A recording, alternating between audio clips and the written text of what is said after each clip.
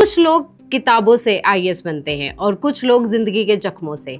आज की कहानी ऐसे लड़के की जो राजस्थान के छोटे से गांव बेरो से उठा, जिसने सपनों को सिर्फ देखा नहीं बल्कि हार के बाद उसे फिर से जिया। आरआर कॉलेज अलवर की गलियों से निकलकर बिना किसी चिंता हिंदी मीडियम में यूपीएससी परीक्षा एक सिस्टम को चुनौती देना था। पहले एफसीआई में कार्यरत और फिर कुल 5 सरकारी नौकरियां, लेकिन उनका सपना किसी कुर्सी का नहीं था।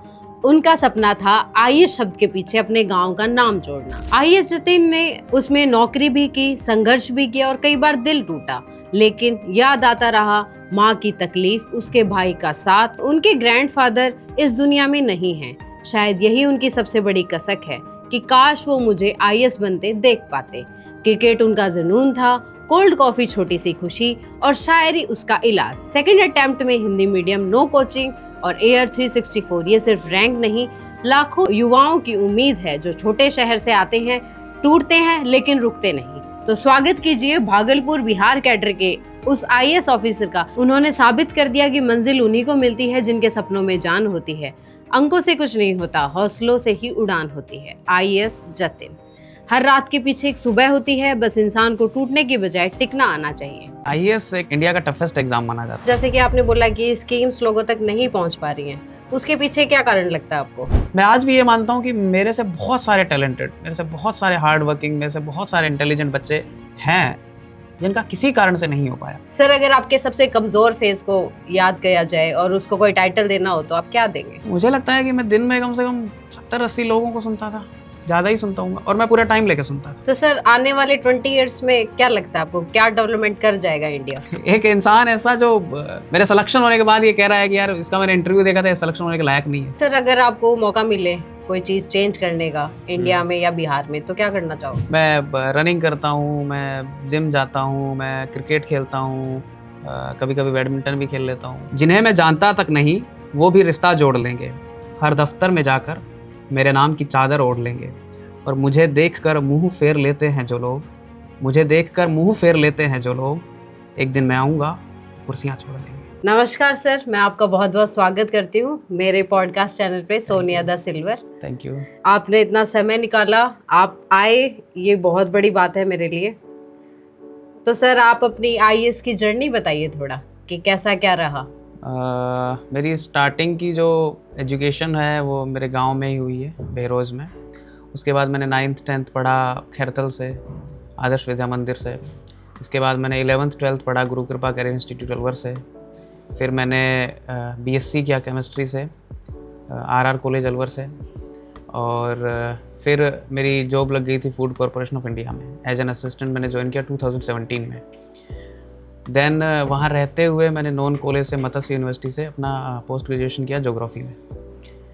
फिर वहाँ से मैंने 2022 में रिज़ाइन किया फूड कॉरपोरेशन ऑफ इंडिया से और अपना यूपीएससी का अटैम्प्ट दिया, बट मैं अनलकी रहा उसमें, तो उसमें मेरा प्रीलिम्स भी क्वालिफाई नहीं हुआ। देन 2023 वाला जो अटैम्प्ट था वो मतलब उसका रिजल्ट ये जो है आप सबके सामने है, तो उसमें मतलब लकीली सेकेंड अटैम्प्ट में मेरा हो गया था। तो सर, क्या डिफरेंस नोट करा आपने? जैसे आप बोल रहे हो कि मैंने एफसीआई में वर्क किया, अब आप ब्यूरोक्रेसी का पार्ट हो चुके हो, तो कुछ डिफरेंस लगता है इन जॉब कल्चर्स में? वहाँ मैं असिस्टेंट था, अब मैं आईएएस हो गया हूँ, तो डिफरेंस तो मतलब बहुत ज़्यादा डिफरेंस है। कोई कंपैरिजन का कोई पैरामीटर नहीं है इनमें। तो सर, आपने 5 जॉब्स क्रैक करी जैसे कि आपने बताया। मैंने इसरो में भी एफसीआई करा, बैंक पीओ करा। तो मतलब वो क्रैक करने के बाद और आईएएस की प्रिपरेशन करने के बाद उनमें मतलब जो प्रिपरेशन आपने करी उनमें कितना क्या डिफरेंस था? मतलब उनमें ज़्यादा जोर आया कि इसमें ज़्यादा जोर आया? आईएएस एक इंडिया का टफेस्ट एग्ज़ाम माना जाता है, ऑब्वियस है। मतलब इसी में सब कुछ केवल पढ़ाई के भरोसे नहीं होता है, केवल आपकी किस्मत के भरोसे नहीं होता है। बहुत सारी चीज़ें होती हैं जो आईएएस में मैटर करती हैं यूपीएससी क्रैक करने के लिए। और ऑब्वियस है कि इसी में ज़्यादा मेहनत करी है मैंने। उन एग्ज़ाम्स में कंपैरेटिवली थोड़ा कम मेहनत करी, लेकिन वो भी एग्ज़ाम ही थे। इस एग्ज़ाम को क्रैक करने के लिए बहुत लोगों को कई साल लग जाती हैं। मैं इस मामले में थोड़ा खुद को खुशनसीब मानता हूँ कि मैं थोड़े कम समय में इसमें सेलेक्ट हो गया, तो मेहनत तो करी है। जी, आपको क्या लगता है, आपके हिसाब से सबसे डेंजरस चीज़ क्या है करंट टाइम में अपने देश में? बहुत सारी चीज़ें हैं जो खतरनाक हैं। अब उनका पर्सपेक्टिव अलग अलग हो सकता है। मेरे को लगता है कि अभी जैसे जो सिस्टम है हमारा, तो उस सिस्टम में करप्शन ही एक मेन इशू है, जिसकी वजह से जो डिवोल्यूशन ऑफ स्कीम्स है वो नहीं हो पाता है ठीक से। जिस चीज़ के लिए हमने स्कीम्स बनाई हैं, जिन लोगों के लिए स्कीम्स बनाई हैं, उन लोगों को नहीं पता होता है कि हमारे लिए ये स्कीम भी है। मैं बहुत बार, जैसे अभी मैं फील्ड में था, तो मैंने महसूस किया इस चीज़ को भी कि लोगों को ये पता ही नहीं है कि मेरा जन्म प्रमाण पत्र कहाँ से बनेगा, मेरे घर में कोई डेथ हो गई है तो मृत्यु प्रमाण पत्र कहाँ से बनेगा, या फिर और भी कुछ भी इशू है, कुछ भी स्कीम्स है, तो उनको उसके बारे में पूरी नॉलेज ही नहीं है कि क्या क्या कागज़ लगेंगे। तो उसकी वजह से उनको बहुत चक्कर काटने पड़ते हैं।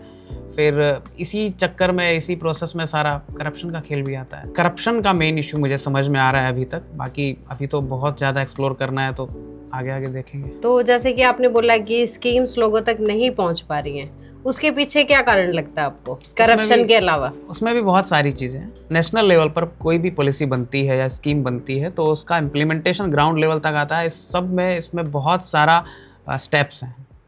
जब सेंटर में या फिर स्टेट में कोई स्कीम बनेगी और ग्राउंड तक आएगी, तो उसमें बहुत सारे स्टेप्स रहेंगे और बहुत सारे लोगों को, क्योंकि इंडिया एक बहुत बड़ा कंट्री है जी, तो उन बहुत सारे लोगों को पता होना चाहिए कि क्या स्कीम बनी है हमारे लिए। बट कहीं ना कहीं हम लैग कर रहे हैं इस चीज़ को उन बेनिफिशरी तक पहुंचाने में, कि उन लोगों को समझ में आए कि ऐसी कोई स्कीम है, इस स्कीम के लिए ये कागज़ ज़रूरी है, इसका इतना बेनिफिट मुझे मिलेगा, इसका तब बेनिफिट मुझे मिलेगा।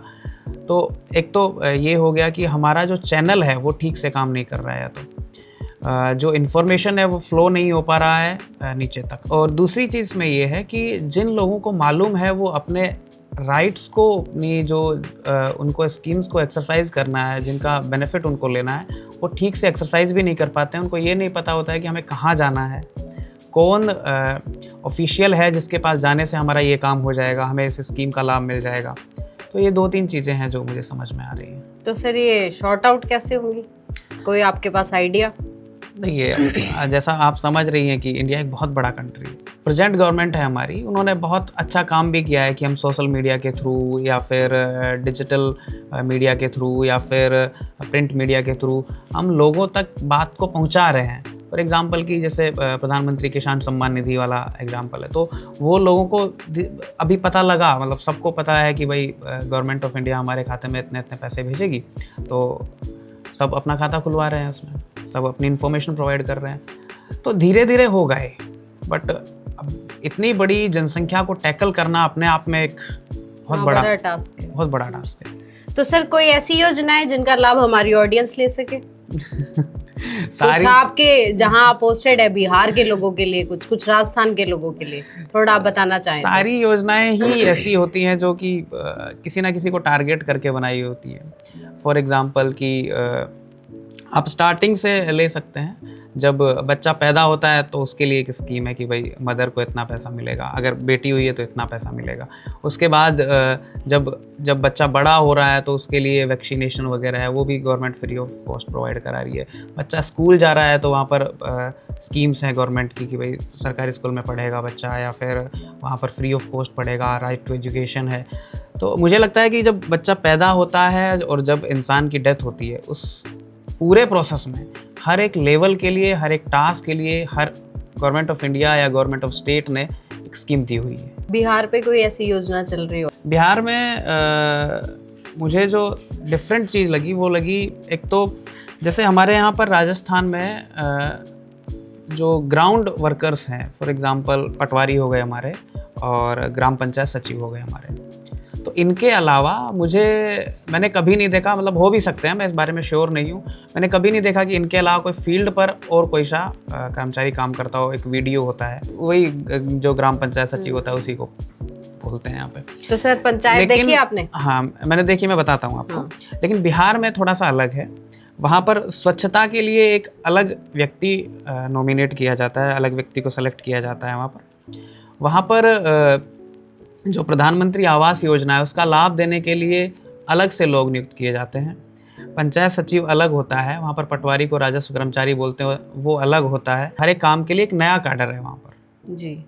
तो ये थोड़ा डिफरेंस मुझे लगा वहाँ पर। क्या सक्सेस के बाद लोग जेन्युइन रहते हैं या बदल जाते हैं? आपको क्या फील हो रहा है? मुझे सर, मैं आपसे पहली बार ही मिल रही हूँ, मैं कैसे बता सकती हूँ? तो सक्सेस, जैसे मैं आईएएस बन चुका हूँ, तो आपको अभी कैसा फील हो रहा है कि नॉर्मली हो नॉर्मल रहा है? यस। तो सक्सेस मिलने से पहले तो मैं नॉर्मल ही रहूँगा, मतलब तब तो मेरे पास कुछ था भी नहीं जी। अभी नॉर्मल फील हो रहा है, तो मेरे को लगता है आपका आंसर मिल गया आपको। सर, अगर आपके सबसे कमजोर फेज को याद किया जाए और उसको कोई टाइटल देना हो तो आप क्या देंगे? टाइटल अगर देना हो तो कमजोर फेज तो मेरा ये था कि जब मैंने 2022 वाला एग्जाम दिया तो मैं प्रीलिम्स में फेल हो गया।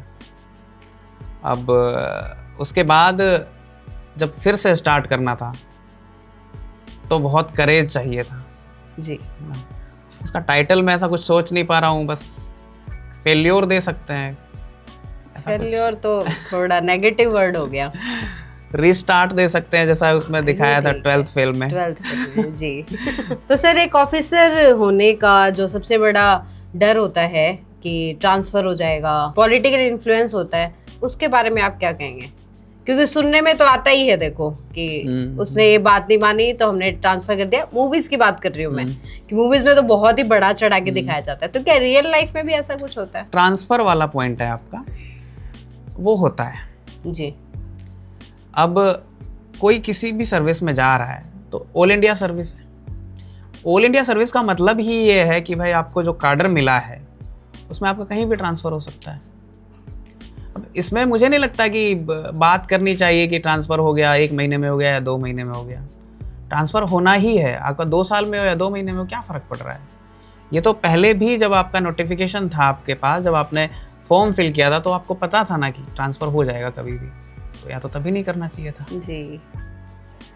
और पॉलिटिकल इंटरफेरेंस की जैसे बात कर रहे हैं तो ब्यूरोक्रेट्स का काम ये होता है कि जो प्रेजेंट गवर्नमेंट है उसकी जितनी भी पॉलिसीज़ हैं, उसके जितने भी इनिशिएटिव्स हैं, वो जो काम करना चाहती है उसका जो विजन है उसके साथ अलाइन होकर हमें काम करना होता है। पॉलिटिकल इंटरफेरेंस को हम लोग कई बार गलत रूप में इंटरप्रेट कर जाते हैं। हम ऐसा सोच लेते हैं कि ये पॉलिटिकल आदमी हमारे ऊपर प्रेशर बना रहा है, जबकि वो हो सकता है कि वो लोग ये चाह रहे हो कि जो हमारे गवर्नमेंट के इनिशिएटिव्स हैं, जो हमारे गवर्नमेंट की प्रायोरिटीज़ हैं, उन पर ये ऑफिसर काम करे। मुझे लगता है कि ऑफिसर्स को जो गवर्नमेंट है उस स्टेट की, उसी के अनुसार अलाइन होकर काम करना चाहिए। हमारा खुद का कोई पॉलिसी नहीं होता है ऑफिसर्स का, जो गवर्नमेंट ने बना दिया उसी को इम्प्लीमेंट करना होता है। जी। तो सर, आने वाले 20 इयर्स में क्या लगता है आपको, क्या डेवलपमेंट कर जाएगा इंडिया? दोनों उसमें कंटेस्ट में आंसर देना। फॉर इंडिया, जैसा कि हमारे प्राइम मिनिस्टर आदरणीय नरेंद्र मोदी जी ने बोला कि 2047 तक जो भारत है वो एक डेवलप्ड कंट्रीज में शामिल होगा। तो पूरा सिस्टम इस पर लगा हुआ है और बहुत सारे इनिशिएटिव्स लिए जा रहे हैं कि इंडिया को एक 3rd लार्जेस्ट इकोनॉमी और एक डेवलप कंट्री बनाना है। हमारी आज़ादी को उस टाइम तक 100 साल हो चुके होंगे, तो मुझे लगता है कि हम इस चीज़ को अचीव कर पाएंगे। हालांकि अभी का जो सिनेरियो है, जो क्राइसिस चल रहा है, उससे थोड़ा उठने में हमें टाइम लगेगा, बट ये ऑल ओवर वर्ल्ड का क्राइसिस है, तो सभी कंट्रीज़ थोड़ा नेगेटिव परफॉर्म कर रहे हैं, लेकिन हम फिर भी बहुत अच्छा कर रहे हैं। और एक, जैसे मैंने पहले बोला कि बहुत बड़ी पॉपुलेशन है हमारी, उन सबको साथ लेना है। हमारी कैपिटलिस्टिक इकोनॉमी नहीं है, हम समाजवाद का समर्थन करते हैं, तो उन सब को लेकर इंडिया को डेवलप कंट्री बनाना एक टास्क रहेगा, लेकिन हम लोग काम कर रहे हैं तो हो ही जाएगा। तो सर, अगर आपको मौका मिले कोई चीज़ चेंज करने का इंडिया में या बिहार में, तो क्या करना चाहोगे? जिस तरीके से जो सोसाइटी है वो चेंज हो रही है, तो मैंने ये फील किया है और मैं देख भी रहा हूँ कि हमारी जो फूड हैबिट्स हैं बहुत ज़्यादा बदल रही हैं, और जो हमें फूडिंग मिल रही है वो इनऑर्गेनिक है, केमिकल्स मिले हुए हैं, है ना। तो मैं ये चाहता हूँ कि मैं इस फील्ड में काम करूँ थोड़ा, क्योंकि इसी से बहुत सारी चीज़ें निकल रही हैं। जैसे कि हमारी फूडिंग हैबिट्स ख़राब हो गई तो हम बीमार हो रहे हैं, डेथ हो रही है ना। और जो आम आदमी है उसकी जेब पर खर्चा बहुत ज़्यादा पड़ रहा है। तो अगर फूड हैबिट ही ठीक हो जाएगी तो बहुत सारी चीज़ें हमारी। तो मतलब आप ये समझते हो कि फूड हैबिट्स के कारण ही लोग बीमार हो रहे हैं? नहीं, मैं ये नहीं समझता हूँ। नंबर ऑफ जो इंसिडेंट्स है वो इससे बढ़ा है। पहले तो बहुत सारी बीमारियां थी, हर 10 साल में 20 साल में अपन देखते थे कि आज ये ब्रस्ट आउट हो गई, ये चीज़ें ब्रस्ट आउट हो गई, वो चीज़ें तो अब रही नहीं। तो फूड हैबिट्स मतलब कैसे लगता है आपको कि ये ज़्यादा वो जो कर रही हैं? जैसे कोई 30 साल का लड़का है, वो चलते चलते बेहोश हो गया, उसका हार्ट अटैक आ गया। तो ये जो इस तरह की बीमारियां हैं, जैसे ब्लड शुगर 20-25 साल के लड़कों में हो रहा है, मोटापा बढ़ रहा है, तो ये सब जो हो रहा है ये हमारे वर्क कल्चर, हमारी फूडिंग हैबिट्स, इन्हीं की वजह से हो रहा है। तो क्या करना चाहिए होल डे में एक यूथ को अकॉर्डिंग टू यू कि सही रह पाए? मुझे लगता है कि सबसे पहले तो अपनी फूडिंग हैबिट्स ही सुधार लें। जैसे जो क्वांटिटी ऑफ शुगर है, जैसे मैं आपकी तरफ डॉक्टर नहीं हूँ तो मुझे ज़्यादा नहीं पता है इसके बारे में, लेकिन क्वांटिटी ऑफ शुगर है ये सब कम लें। केमिकल जो है हमारे फूड में, ऐसे फूड्स को हम कम इस्तेमाल करें, या फिर जैसे हमारी जो डेली रूटीन है उसमें 30-40 मिनट्स का एक्सरसाइज इंक्लूड कर लें। तो अपने शरीर को थोड़ा सा कष्ट देना सीखें कि हाँ, ऐसे नहीं कि शरीर मिल गया तो इसको बस स्थिर रखना है, इससे कुछ नहीं करवाना है। तो सर अब आप आईएएस बन गए हो, आपके तो नौकर चाकर होते, तो आज आप अभी भी काम करते हैं? नहीं, काम करने की नहीं बोल रहा हूँ मैं। नहीं मतलब फिजिकल वर्क करते हैं, जैसा आपने बोला कि पसीना निकालना चाहिए, तो आप करते हैं? क्या करते हैं? मैं रनिंग करता हूँ, मैं जिम जाता हूँ, मैं क्रिकेट खेलता हूँ, कभी कभी बैडमिंटन भी खेल लेता हूँ। कभी खेत में काम किया आपने? खेत है हमारे, बट मैंने खेत में काम नहीं किया। कभी नहीं किया? मतलब छोटे थे तब जाते थे हम लोग। अच्छा अच्छा। तो बट ऐसा कोई काम नहीं किया मैंने। ओके। तो मुझे आता भी नहीं है वो। अच्छा, आता भी नहीं है। हाँ। तो अगर सर आपकी सारी अचीवमेंट 0 हो जाएं तो फिर भी आप क्या खुश रहोगे? मुझे लगता है कि खुशियाँ जो है वो अचीवमेंट से नहीं डिसाइड होती हैं, इफेक्ट तो करती हैं। जैसे कि आपने बोला कि जब मेरा प्री नहीं हुआ तो it was a failure for me, तो ये इफेक्ट तो हुआ ही है। नहीं, तो उस टाइम वो कुछ टाइम के लिए था कि मेरा प्री पास नहीं हुआ, लेकिन उसके बाद मैंने डिसाइड किया कि यार अगर नहीं होगा तो क्या फ़र्क पड़ता है, कुछ और कर लेंगे। तो वो जो दुख था वो परमानेंट नहीं था, और आईएएस बनने की जो खुशी है वो 30 साल तक ही है। मतलब मेरी जो जर्नी रहेगी आगे की 30 साल की, वहाँ तक है। उसके बाद तो मैं आईएएस नहीं रहूँगा। तो खुशी जो है वो आपकी सक्सेस पर डिपेंड नहीं कर रही है। जो मजदूर है वो भी खुश रह सकता है जी, कोई भी खुश रह सकता है। अब इसमें ये तो नहीं है कि भाई मैं अगर अमेरिका का राष्ट्रपति बना तभी मैं खुश रहूँगा जी। तो मुझे नहीं लगता कि इसका कोई ज़्यादा फ़र्क पड़ा। हाँ, मतलब जिस चीज़ के लिए मैंने मेहनत की वो मुझे मिल गई तो ऑब्वियस खुशी तो होगी। तो आपके मतलब आपके अकॉर्डिंग खुशी क्या है? खुशी ऐसा कोई मतलब मैं प्रॉपर डेफिनेशन नहीं दे पाऊँगा, बट ये है कि जो मैं करना चाहूँ वो हो जाए, और बस मतलब दिन में खाना मिल जाए, रहना मिल जाए, यही खुशी। और क्या चाहिए? यही खुशी है। अगर आपका बिना आपके नाम के, बिना पद के, बिना पहचान के कमरे में बिठा दिया जाए तो आप खुद को कैसे डिफाइन करेंगे? I want to know what the actual IAS Jatin is. Definition में यही रहेगा कि मेरा नाम जतिन है, मैं एक टीचर का बेटा हूँ जी, और मैं एक ऐसे गांव से आता हूँ जहाँ मेरे घर में नेटवर्क नहीं आते हैं, लाइट की समस्या रहती है, जहाँ मेरे गांव के बच्चे जो हैं वो स्टडी की तरफ इतने इंक्लाइन नहीं हैं। मैं वो लड़का हूँ जो अपने दोस्तों के साथ गप मारना पसंद करता हूँ। मैं वो लड़का हूँ जो रात में 1-2 बजे तक घूमता रहता हूँ। मैं वो हूँ जिसे लिखना पसंद है, जिसे बाइक राइडिंग पसंद है। सर देखते हैं तो जैसे बच्चे फर्स्ट अटेम्प्ट दिया फेल हो गए, सेकंड अटेम्प्ट दिया फेल हो गए, मतलब काफ़ी टफ रहता है, पेरेंट्स को भी एक्सपेक्टेशंस होती हैं। तो आपके अकॉर्डिंग क्या लगता है कि अगर लाइफ बार बार प्रूफ मांग रही हो तो उसके अंदर मतलब खुद के फेलियर्स को आदमी कैसे डिफाइन करे? मतलब उनको कैसे समझाए कि हाँ मैं अच्छा कर रहा हूँ पर कर नहीं पा रहा हूँ या लक साथ नहीं दे रहा है? ऐसा कुछ आपको भी फील हुआ था? कोई भी चीज़ जब हम करते हैं तो फेल्योर एक पार्ट है। ये मेरा शुरू से ही मानना नहीं है, ऐसा मतलब ऐसा होता है कि जब जो सक्सेसफुल पर्सन है वो बोलता है और एक फेल्योर जो पर्सन है वो बोलता है, तो उनके बातचीत में पूरा डिफरेंस होता है। लेकिन मैं वही बोल रहा हूँ जो मुझे पहले भी लगता था, आज भी लगता है। मुझे पहले भी यही लगता था कि सक्सेस कोई परमानेंट नहीं है, सक्सेस मिलना कोई ज़रूरी नहीं है। ज़रूरी नहीं है कि आप जिस फील्ड में जाना चाह रहे हैं वो आपके लिए बना हो। जो आप करना चाह रहे हैं, आप IAS बनना चाह रहे हैं, तो ज़रूरी नहीं है आप उसमें सक्सेसफुल होंगे।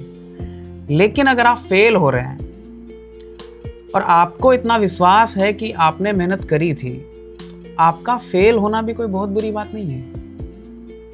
हालांकि आज जो हमारी सोसाइटी है उसका बहुत बड़ा नेगेटिव ये है कि वो रिजल्ट मांगती है, वो स्ट्रगल नहीं देखती है जी। ये मैं जितने भी मेरे दोस्त हैं या जितने लोग मैं जानता हूँ उनको मैं ये कहता हूँ कि तुम अपना 100% दो। किसी भी काम में कुछ भी कर रहे हो, तुम अपना 100% दो। उसके बाद भी अगर तुम्हें कुछ नहीं मिल रहा है तो तुम्हें खुद पर ये नहीं होगा कि यार मैंने मेहनत नहीं करी। जब मैंने UPSC की प्रिपरेशन स्टार्ट करी तो मेरा एक ही एम था कि भाई मैं इतनी मेहनत करूँगा कि अगर मेरा जिस दिन नहीं हुआ सिलेक्शन तो मुझे खुद पर ऐसा दुख नहीं होगा खुद की मेहनत पर कि मैंने स्ट्रगल नहीं किया, मैंने पढ़ाई नहीं करी या ऐसा कुछ था। मैं उस दिन भी, जब मैं फेल होऊंगा उस दिन भी ये कह पाऊंगा कि यार मैंने अपनी तरफ से पूरी मेहनत करी। नहीं हुआ तो नहीं हुआ। 4-5 लाख लोग परीक्षा देते हैं, 1000 का सिलेक्शन हो रहा है, हो सकता है मैं उसमें नहीं हूँ। और ऐसा नहीं है कि मैं, जैसा मैंने अभी बोला, ऐसा नहीं है कि मैं IAS बनने के बाद बोल रहा हूँ। ये मेरी पहले भी थॉट थी जी। जब मैं UPSC के इंटरव्यू से बाहर निकला था तब का मेरा एक इंटरव्यू है।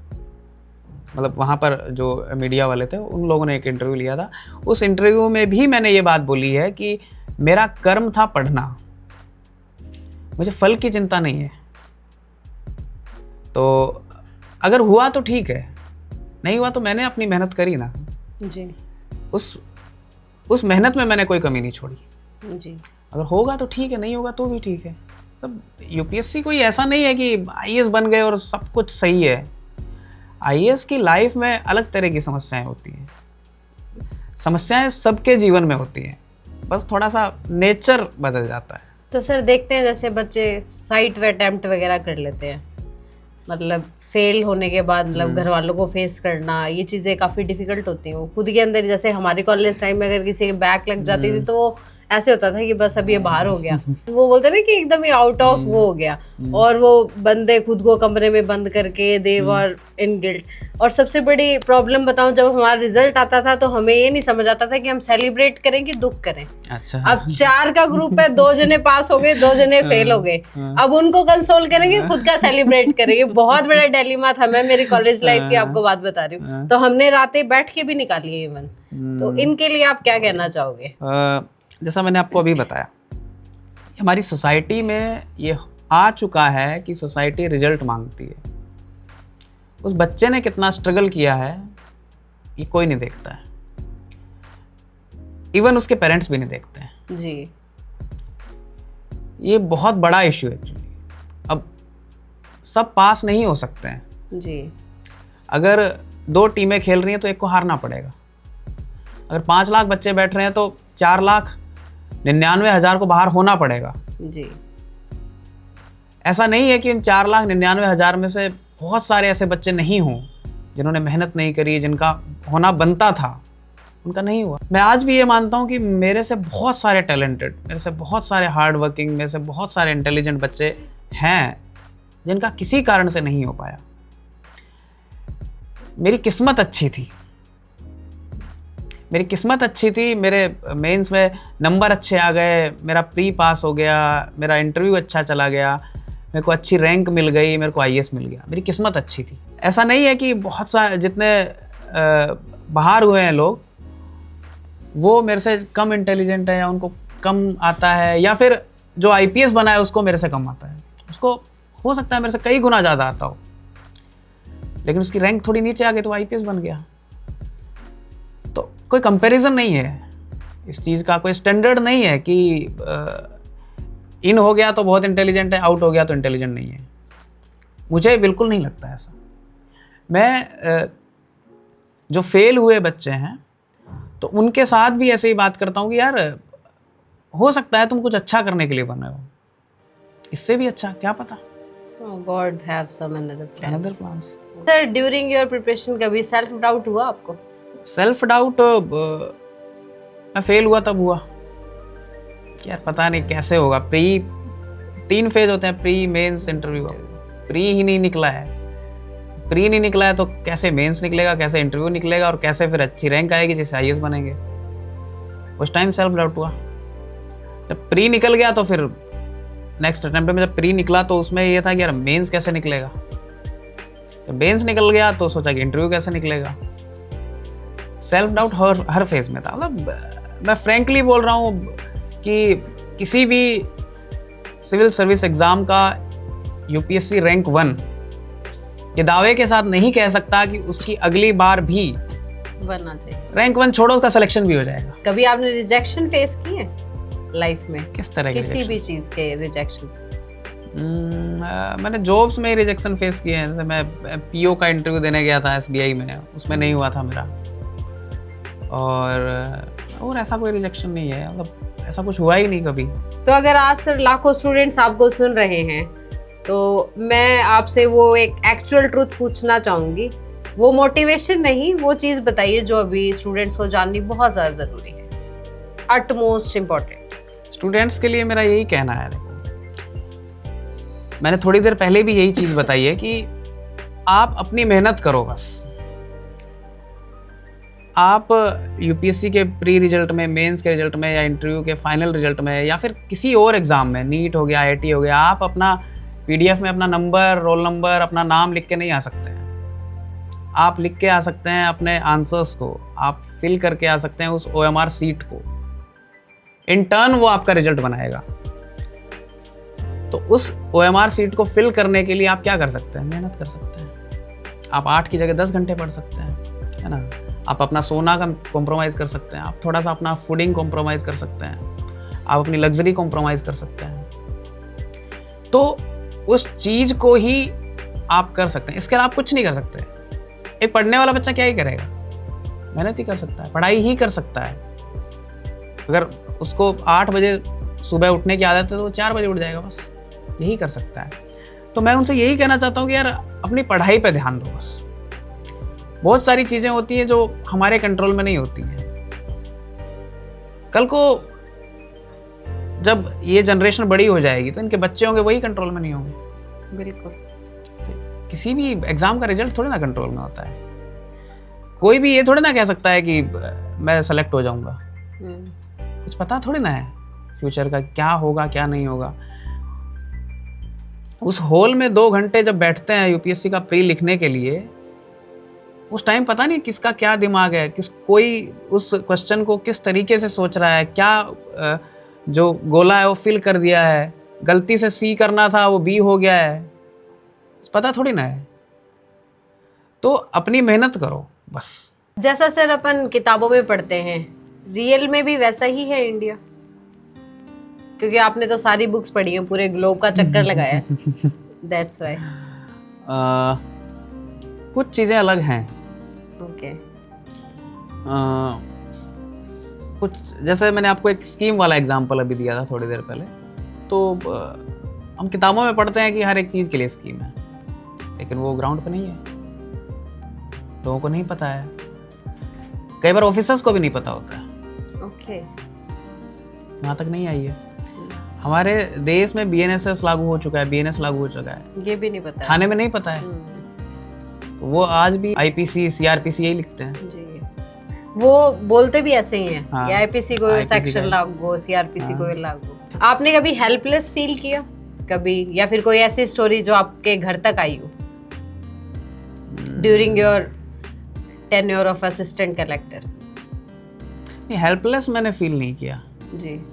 पर हाँ स्टोरीज थी जो मेरे घर तक आई थी। जी बताइए। क्योंकि एक वीडियो थी जो वायरल हो गई थी मेरी। अच्छा। एक रील थी एक्चुअली, एक एंटी एंक्रोचमेंट ड्राइव मैंने स्टार्ट किया था वहाँ पे। तो जो मेन रोड थी उस पर बहुत सारा इंक्रोचमेंट था, पूरी की पूरी दुकान बना रखी थी लोगों ने, जो गवर्नमेंट की लैंड थी उस पर। तो मैंने वो खाली करवाया था पूरा, लगभग मोर देन 200 शॉप्स थी। तो वो रील पूरी वायरल हो गई थी, तो वो फैमिली को भी आई, यहाँ पे सबने देखी वो रील। तो फिर मेरे पापा का फ़ोन भी आया मेरे पास कि सब ठीक तो है ना। मैंने कहा नहीं, कोई दिक्कत नहीं है। मतलब ऐसी कोई टचिंग स्टोरी जो आपके घर तक आई हो, या कुछ ऐसा आपने फील किया हो कोई गरीबी से संबंधित, या कुछ बहुत अच्छा कर दिया हो किसी का, लाइक दैट? घर तक मतलब वहाँ घर तक या यहाँ घर तक? If you feel something. अच्छा, एक फूड स्टोरेज के लिए गोडाउन बनना था, तो उसके लिए ज़मीन हमें देनी थी। तो मैंने जब ज्वाइन किया तो मेरे पास फ़ोन आया कि सर ऐसे ऐसे मैं बोल रहा हूँ और एक गोडाउन बनना है और हमें ज़मीन मिल नहीं पा रही है, सब हो चुका है, बस आपकी तरफ से लेटर इशू होना है। मैं जानता भी नहीं था कौन बोल रहा है, तो मैंने उसको बोला कि ठीक है, कल मिल जाएगी। ओके। हाँ, तो मैंने साइन वगैरह करके तुरंत दे दिया। तो वो मेरे से मिलने आए। फिर मैं भूल चुका था तब तक क्योंकि हमारे लिए तो रेगुलर काम है। तो वो आए और फिर उन्होंने कहा कि सर बहुत बहुत धन्यवाद आपका, ये। मैंने कहा बताइए क्या हुआ था। तो उन्होंने मेरे को याद दिलाया कि सर ऐसे ऐसे हमें बहुत टाइम से ज़मीन नहीं मिल रही थी और मैंने फ़ोन किया था और आपने बोला था कि कल मिल जाएगी, और कल ही मिल गई। फिर मैंने कहा, तो मेरे को बहुत अच्छा लगा कि यार हाँ, समथिंग आई डिड। दूसरी चीज़, जब मैंने ज्वाइन किया तो एक फौजी थे जो रिटायर हुए थे, तो उनका कुछ ज़मीन की मापी से रिलेटेड मामला था। उनकी मापी नहीं हो रही थी बहुत दिनों से। तो वो आए मेरे पास, तो वो बहुत परेशान थे, रोने लग गए मेरे सामने बैठ के कि सर ऐसे ऐसे परेशान हूँ, हमने देश की सेवा की है, ये सब। तो मैंने कहा ठीक है, आपकी ज़मीन की नापी मैं करवा के ही जाऊँगा यहाँ से। और मतलब लास्ट टाइम पे मैंने करवाई ही दी वो। तो वो फिर मेरे से मिलने आए कि सर आपकी वजह से हो पाया सर, आप नहीं होते तो नहीं हो पाता। तो वो स्टोरी ने भी मुझे टच किया कि हाँ, समथिंग आई हैव डन। तो सर एक आईएएस का जो पूरा दिन बीतता है वो कैसा बीतता है, थोड़ा आप अपने काम के बारे में बताइए। आईएएस की जब पोस्टिंग होती है तो उस सब पे डिपेंड करता है कि भाई किसी एसडीएम के रूप में है या डीएम के रूप में है या फिर सीईओ जिला परिषद के रूप में है, तो उस पर डिपेंड करता है। मैं एक नॉर्मल बता देता हूँ कि कैसा क्या होता है। स्टार्टिंग में आप 10 साढ़े 10 बजे तक ऑफिस जाते हैं और फिर अपना लंच वगैरह किया वहाँ पे 1-2 बजे तक। फाइल वर्क होता है, मेनली मीटिंग्स होती हैं। फिर शाम को 6, 7, 8 भी बज जाते हैं। तो उसके बाद जब वापस आते हैं तो इतना टाइम नहीं बचता है आपके पास कि आप अपनी फैमिली को टाइम दें और कुछ करें, क्योंकि जब आप वापस घर पर आते हैं तो भी आप फ़ोन पर ही लगे रहते हैं। तो एक तो टाइम का थोड़ा सा इशू रहता है, फिर अपने ऊपर भी इतना टाइम स्पेंड नहीं कर पाते हैं। जैसे जब डीएम की पोस्ट जब मिलती है तो इतना सारा हेक्टिक हो जाता है कि कुछ आपके पास समय नहीं बचता है कुछ भी करने के लिए।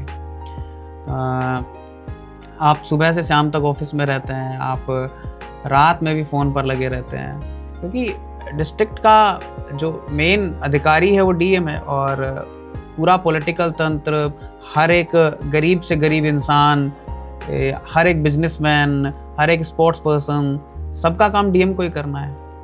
तो कभी किसी का फ़ोन आ रहा है, कभी किसी का फ़ोन आ रहा है, सबको करना ही है उसको। तो उसके लिए बहुत परेशानी वाली बात होती है वो कि सारा 24 घंटे। तो उसकी फैमिली के लिए भी थोड़ा इश्यू हो जाता है कि ये कैसी जॉब है, इसमें घर वालों के लिए टाइम नहीं है। तो सर कैसे बैलेंस करते हो आप पर्सनल और प्रोफेशनल लाइफ?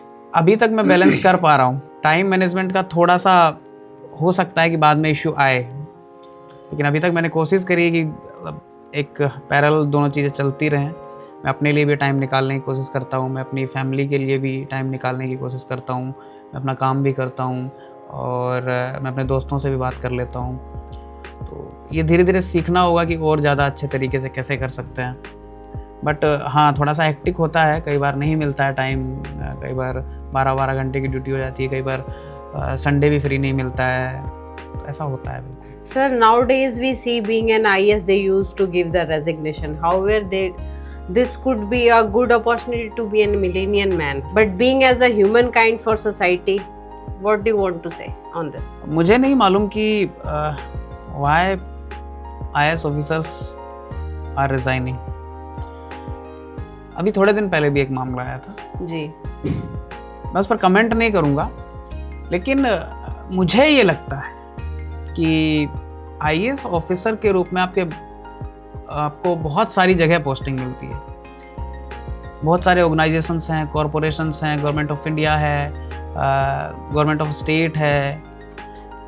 अब आपको हर एक समय किसी क्रीम पोस्ट पर नहीं रखा जा सकता।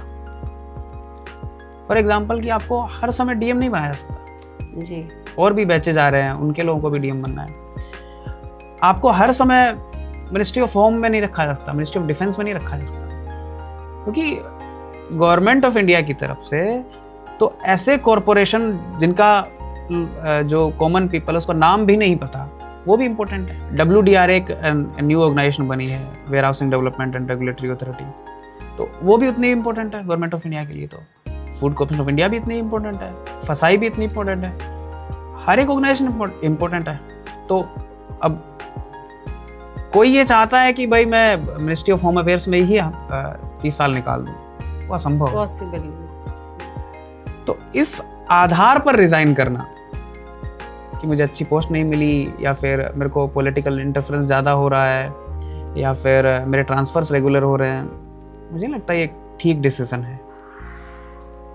कि ये सब चीज़ें आपको पहले से पता होती हैं। जब आप आईएएस का फॉर्म फिल करते हैं यूपीएससी के लिए, यूपीएससी का फॉर्म फिल करते हैं, तब भी ये सब चीज़ पता होता है कि ऐसा होने वाला है, या तो फॉर्म फिल मत करो। अगर फॉर्म फिल कर दिया, जब आईएएस बन गए तो चीज़ों को संभालो। तो सर कोई पॉलिसीज बनाई है आपने? नहीं, अभी कहाँ मौका मिला है, अभी तो लगभग 10-12 साल बाद स्टार्ट होता है, पहले फील्ड पोस्टिंग्स मिलती तो अभी आपका क्या माइंडसेट है कि आप कौन सी पॉलिसीज पे या सोसाइटी में क्या देखते हो कि उस पे फोकस करोगे? मेरे को लगता है ना कि पॉलिसीज तो बहुत अच्छी बनी हुई है हमारे पास, उनका इम्प्लीमेंटेशन में थोड़ा सा इश्यू आता है। तो आप इम्प्लीमेंटेशन पे वर्क करोगे। सर भागलपुर की बात की जाए तो इतिहास और संस्कृति का संगम है, सिल्क सिटी, विक्रमशिला है, वो भी यहीं से है। तो उसके बारे में आप बताइए कुछ, बिहार सिटी के बारे में। पूरा बिहार जो है, मतलब इंडिया की जो हिस्ट्री है वो बिहार से स्टार्ट होती है जी। महाजनपद काल से स्टार्ट हो गया जब, तो मगध जो एरिया है वो बिहार में है। भागलपुर जो है वो महाभारत के टाइम का है। अंगराज कर्ण जिसके बारे में हम पढ़ते हैं वो वहाँ के थे, इसलिए कर्ण नगरी बोला जाता है भागलपुर को। एक हिस्टोरिकल पॉइंट ये हो गया। दूसरा हिस्टोरिकल पॉइंट ये है कि जो विक्रमशिला यूनिवर्सिटी है, जो मोस्ट इम्पोर्टेंट यूनिवर्सिटीज़ थी एंशिएंट टाइम में इंडिया की, नालंदा, विक्रमशिला, तो विक्रमशिला यूनिवर्सिटी है वो भागलपुर में है। उसके र्यून्स अभी भी हैं, और उसी के बेस पर अभी काम चल रहा है कि एक नई विक्रमशिला यूनिवर्सिटी हम लोग बनाएं। तो जैसे जो नालंदा में नालंदा यूनिवर्सिटी थी, उसी के आधार पर एक नई नालंदा यूनिवर्सिटी बनाई गई है। तो ऐसा ही एक सोच है कि विक्रमशिला यूनिवर्सिटी भी बनाई जाए, इसमें बाहर से लोग पढ़ने आएंगे जैसा पहले पढ़ते थे। तो 2 चीज़ें हो गई। तीसरा, रेशम। भागलपुर को रेशम नगरी के नाम से जाना जाता है, वहाँ का रेशम बहुत फेमस है।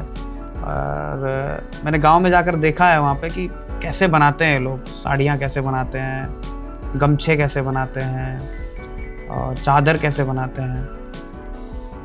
वहाँ पर आज भी मतलब मशीनी नहीं है कुछ भी, हाथ से ही वो लोग सब कुछ करते हैं। तो सर भारत में अच्छे नागरिकों की जरूरत है कि अच्छे अफसरों की?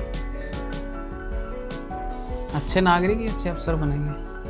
ओके, तो क्या चीज़ ज़्यादा बेटर होनी चाहिए? अच्छे नागरिक। अच्छे नागरिक। अगर सर कोई आपको युवाओं के दिमाग से कोई चीज़ हटानी हो तो वो क्या होगी? कोई ऐसा इल्यूजन या कुछ ऐसी बात?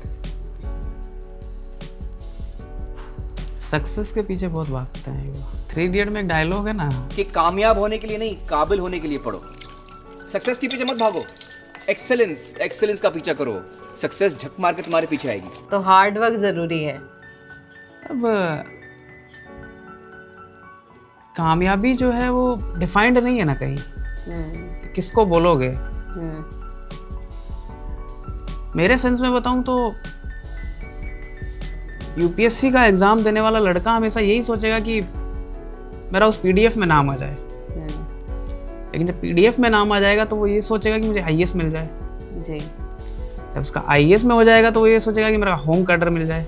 जी जब उसका होम कैडर मिल जाएगा उसको, तो वो सोचेगा कि मेरे ज़िले के आसपास में कहीं पोस्टिंग मिल जाए। जी तो वहाँ से सब कुछ हो गया, तो फिर जब डीएम बन गया उसके बाद भी ये सोचेगा कि मेरे को कुछ ऐसा अच्छी सी डिपार्टमेंट में कोई पोस्टिंग मिल जाए। आईएएस बनने के बाद भी कामयाबी कहाँ मिली? जी ये तो चल ही रहा है। जी